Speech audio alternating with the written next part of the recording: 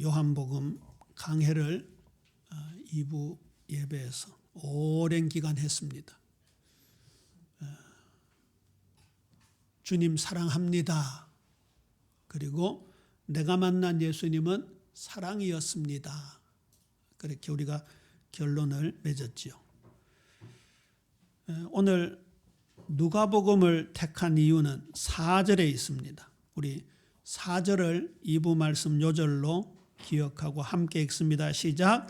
이는 각하가 알고 있는 바를 더 확실하게 하려 함이로라.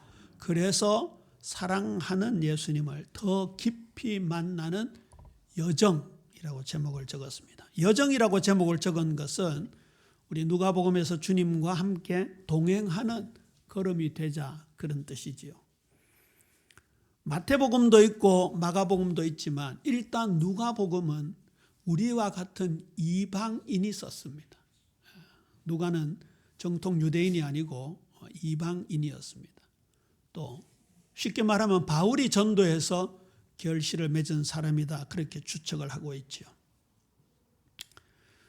예수님의 어린 시절의 생애부터 비교적 자세하게 그리고 다른 복음서와 달리 예수님의 연대기를 순서대로 논리적으로 잘 기록하고 있습니다. 그래서 지난번 요한복음을 읽으면서 우리 주님과 동행하자. 그의 음성과 숨소리, 체온까지도 느끼자. 그리고 제자들에게도 우리 감정을 이입해서 읽자. 그런 말씀을 드렸는데 누가복음도 그렇게 읽어야 되겠고요. 또 데오빌로 각하에게 권면하는 대로 우리 예비 성도들에게도 동일한 권면으로 주어진다면 우리 누가복음을 함께 쭉 읽어 나갈 때에 우리 주님 예수님과 친밀도가 더 진해지고 더 깊어지고 더 사랑이 샘솟듯 우리 속에서 솟아나게 될 줄로 믿습니까? 그렇게 하나님 우리에게 누가복음을 주셨습니다. 누가복음에는 이 예수님의 여정을 자세히 기록했다고 했는데요. 길에서 또 어느 마을에서 누구의 집에서 이런 단어들이 많이 나오고요. 다른 저자들과 달리 특유의 감성적이고 문학적인 서술이 많이 나옵니다. 거기에다가 누가는 직업이 의사였습니다. 현대 의사와는 좀 다르지만 그래도 의사들은 치료도 하고 또 때로는 수술도 하기도 하고 우리 동양의학에서는 외과 수술이 거의 없었죠. 가축들은 외과적 수술을 하기도 합니다. 그런데 이 사람에 대한 외과적 수술은 거의 없었습니다. 왜냐하면 효경에 그런 말이 있잖아요. 신체 발부는 수지 부모하기 때문에 불감회상이면 효의 시작이다 그런 말이 있지요. 그래서 신체 발부는 부모님께 받았기 때문에 건드리면 안 된다. 그런 이제 유교 사상이 강해서 이 외과적 수술은 안 했는데 서양에서는 아주 오랜 전부터요 뇌수술도 했다는 흔적이 있습니다.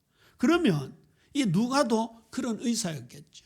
굉장히 치밀하게 과학적이고 그리고 여러 가지 이 약초 같은 것들도 쓰면서 환자들을 많이 만났겠죠. 그러니까 되게 그런 부분이 자세하게 기록되어 있습니다. 베드로 장모의 열병도 이 누가는 큰 열병, 의학적인 용어를 쓰고 있기도 하고요.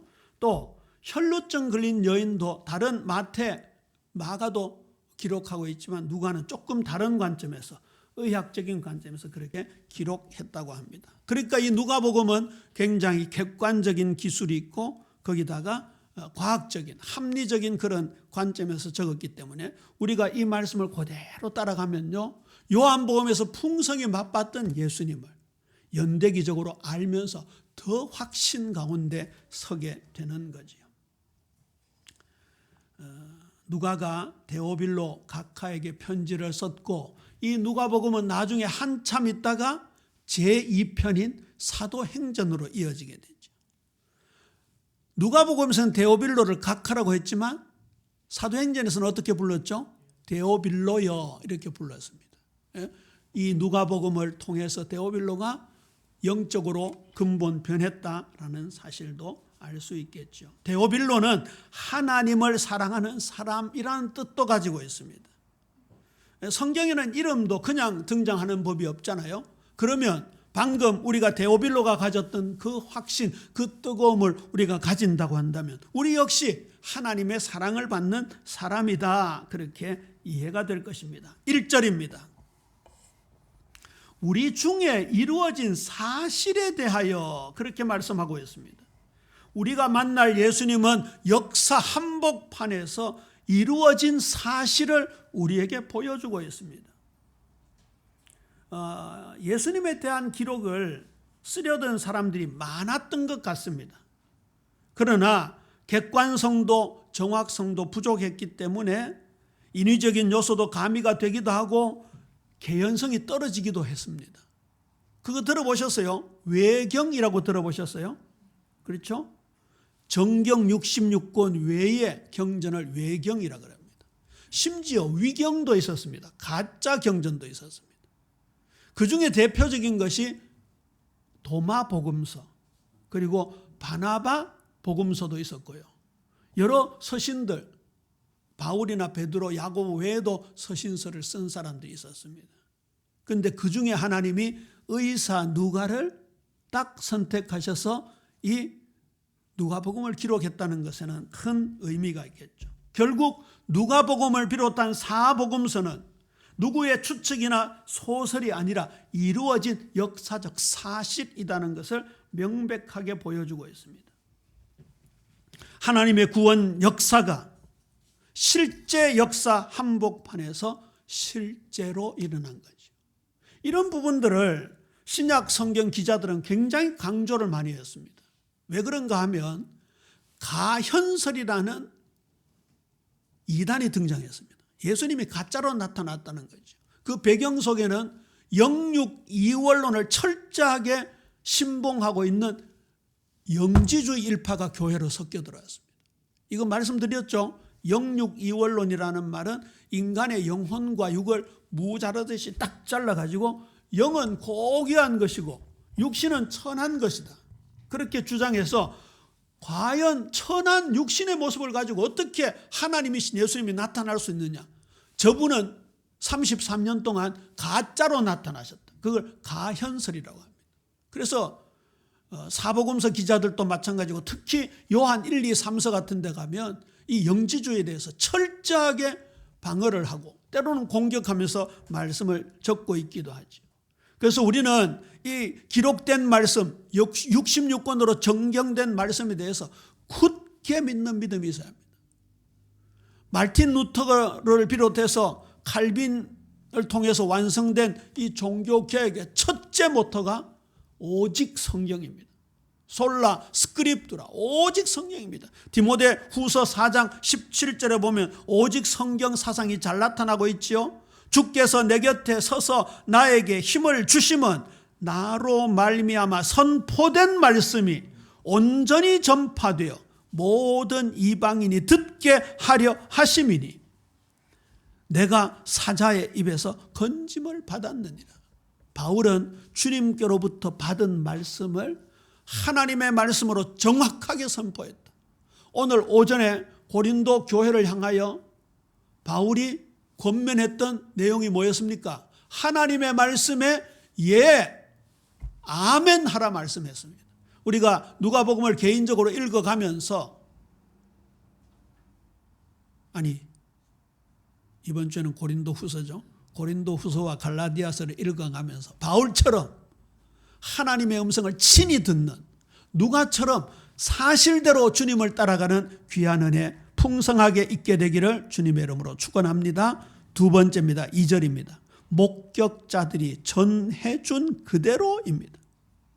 누가는 목격자들의 증언 위에 세워진 변치 않는 진리의 말씀을 성령의 감동 감화로 기록하고 있습니다. 여기 처음부터라는 단어가 나오죠. 모든 일의 시작, 예수님의 전 생애가 복음이다라고 했던 로마서 1장의 단어와 같은 단어입니다. 우리는 예수님의 전 생애 빈틈없이 그 모든 역사가 복음이라고 믿어야 합니다. 바울은 갈라디아서 1장 7절과 9절에서 다른 복음은 없나니라고 했습니다. 아까 우리 집사님 사회하고 기도하시면서 우리가 전도자의 삶을 살아야 된다는 말씀을 했잖아요. 우리가 전해야 될 복음은 사도들이 전한 복음, 굉장히 중요한 기준입니다. 교회라는 것은 사도성 보편성이라는 것이 분명히 존재합니다. 특별히 바울 사도가 기록했던 그 서신서에 나타난 교회의 모습은 우리가 반드시 갖춰야 될 모습이고, 그 교회에 주신 하나님의 말씀은 우리가 삶을 통해 살아내야 될 부분들입니다. 누가복음을 쓴 누가가 사도행전을 기록했고요, 또 사도행전을 기록했을 뿐만 아니라 바울과 함께 제일 끝까지 동역했던 사람이 누가입니다. 그러면 누가복음을 쓰기 위해서 누가가 증인들을 만나기도 하고, 예수님의 탄생 지역인 베들레헴에 가보기도 하고, 어릴 때 목수 생활했던 나사렛 동네에 가보기도 하고, 그리고 바울을 통해서 나중에 역으로 알게 된 12사도들의 증언을 듣기도 하고, 이 누가가 여러 가지 누가복음을 기록하기 위해서 조사를 했을 거 아니에요. 그러면 누가복음을 쓰는 그 초안들, 처음에 했던 부분들을 바울이 봤을까요? 못 봤을까요? 저는 봤다고 추측합니다. 물론 누가복음은 주후 8, 90년경에 완성이 되었고, 그리고 바울은 주후 65년경에 순교를 했지만, 그 차이 이전에 누가는 그 긴 바울과의 동행 속에서 제자들을 탐방하면서 만났던 그런 메모들을 많이 가지고 있었을 거예요. 아마 누가와 바울은 그 예수님의 생애를 두고 함께 여러 가지 이야기거리를 나누었을지도 모릅니다. 여기에 나오는 내용이 목격자들이 전해준 그대로입니다. 처음부터 목격자와 말씀에 일꾼된 자들이 전하여 준 그대로 내력을 저술하려고 붓을 든 사람이 많았는데, 하나님은 그 중에 누가를 선택한 것이죠. 여기 목격, 증언, 진리, 이런 단어들이 참 중요합니다. 사도 요한은 그 중에 예수님을 목격한 것을 요한일서 1장 1절에서 이렇게 고백하고 증거했지요. 태초부터 있는 생명의 말씀에 관하여는 우리가 눈으로 본 바요, 귀로 들은 바요, 자세히 보고 우리 손으로 만진 바라. 2절에 보면 이 생명이 나타내신 바 된지라, 이 영원한 생명을 우리가 보았고 증언하여 너희에게 전하노니 라고 했습니다. 저는 이 누가하고 바울은 직계 제자들하고는 조금 달랐거든요. 두 분 다 사도성을 가지고 있지만 예수님의 공생의 3년 동안 예수님과 동고동락은 하지 않았어요. 나중에 사도로 편입이 되었잖아요. 그러면 두 분의 공통점은 뭐예요? 예수님을 육신의 눈으로 직접 보지는 못했잖아요. 그런데 놀라운 사실이 있습니다. 이번에 그 이단 상담 교육을 받으러 갔더니 그 JMS에서 1타 강사를 하시던 김경천 목사님이 강의를 하시더라고요. 마치 우리 노회 목사님이. 이분은 고려대학을 졸업하고 정명석이를 만났는데 완전히 예수님을 만난 듯한 그런 감격을 체험했대요. 정명석이 성경을 보면요, 완전히 걸레짝처럼 너덜너덜하대요. 그리고 2000번 읽었다고 그렇게 얘기한대요. 그래서 내가 목사님 진짜 정명석이가 성경을 2000번 읽었을까요? 그러니까 성경을요 여기저기서 굿을 깨듯이 쫙 깨가지고 설명한대요. 그 가나안에 들어갈 때 이스라엘 군사가 들어가기 전에 하나님이 왕벌을 보내셨다는 내용이 나오거든요. 그런 걸 아주 선명하게 설명을 하고요. 그 다음에 베드로에게 예수님께서 성전세를 바치는데, 베드로야 저기 바다에 가서 물고기를 잡아가지고 그 입에서 동전을 꺼내가지고 성전세를 바치라는 대목이 나오잖아요. 그 베드로가 물고기 입에서 성전 3개를 바친 것도 우리가 언뜻 보기에는 과학적으로 잘 이해가 안 되잖아요. 그걸 아주 산박하게 설명한대요. 그러니까 이 김경천 목사님이 똑똑한 고려대 출신이지만 그 정명석이 완전히 예수님의 화신이더래요. 그래 이제 어쨌든 진용식 목사님이라는 분을 만나가지고 거기에서 탈출해가지고 지금은 2단 상담 교육을 하는 목사님이 되셨는데 그 목사님이 강의를 하면서 질문을 하시더라고요. 여러분, 예수님을 여러분 눈으로 똑바로 보셨습니까? 이렇게 질문하더라고요. 그 전부 다 아니요라고 대답하더라고요. 근데 저는 어떻게 대답했을까요? 저는 봤습니다라고 대답했어요. 그러니까 전부 놀래가지고 저기 이단인가 하면서 쳐다보더라고요. 제가 잠시 시간을 달라 해서 말씀을 드렸어요. 고린도전서 15장에 보면요, 바울이 부활의 예수님을 목격한 목격담을 얘기하잖아요. 그때 쓴 단어를 보세요. 마리아에게 보이시고 12 제자에게 보이시고 게바에게 보이시고 야고보에게 보이시고 똑같은 단어입니다. 그 다음에요, 바울은 뭐라고 표현했습니까? 만삭되지 못하여 난 자 같은 내게도 보이시고 이렇게 되어 있습니다. 다메섹 도상에서 영으로 나타나신 예수님을 보았지만 그는 그 앞에 마리아처럼 12 제자처럼 500여 형제가 일시에 본 것처럼 보았다고 고백하고 있습니다. 저와 여러분이 누가복음을 읽으면서 바울의 선포를 읽으면서 그 밖에 복음서들을 읽으면서 예수님을 지금 목격하는 은혜가 있게 되기를 주님의 이름으로 축원합니다. 그게 누가복음을 우리가 함께 강해해 나가면서 우리가 체험해야 될 부분인 거지요. 이렇게 설명할 수 있는 근거가 세상의 시간과 하나님의 시간이 다르기 때문에 그렇습니다.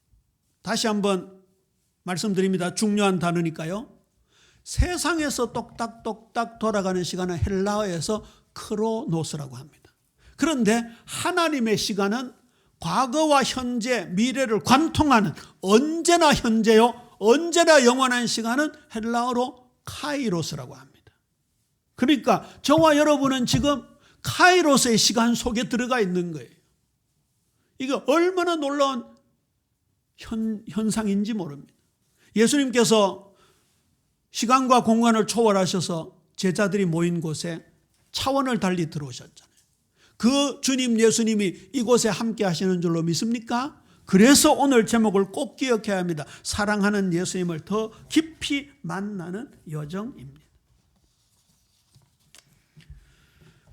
사도 요한은 그 이후에 예수님을 목격한 목적을 이렇게 말씀하고 있습니다. 우리가 보고 들은 바를 너희에게도 전하면 너희로 우리와 사귐이 있게 하려 하고 기쁨이 충만하게 하려 함이라.